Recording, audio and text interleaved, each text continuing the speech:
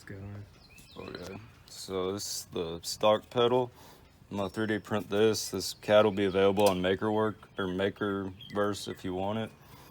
But it'll use the stock pedal, and the cable's gonna snap right in there, and it should just be a direct fitment for a drive-by cable setup.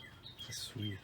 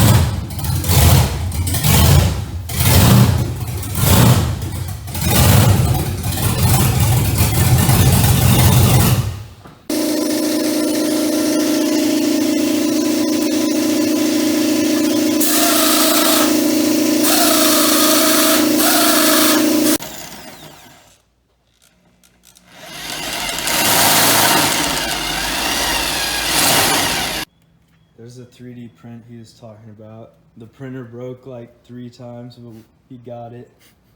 No more cable throttle. That it? Yeah, it's everything. Unless it's stuck on something. No. Alright, let off. Oh yeah, it works. Nice. Took a few zip ties.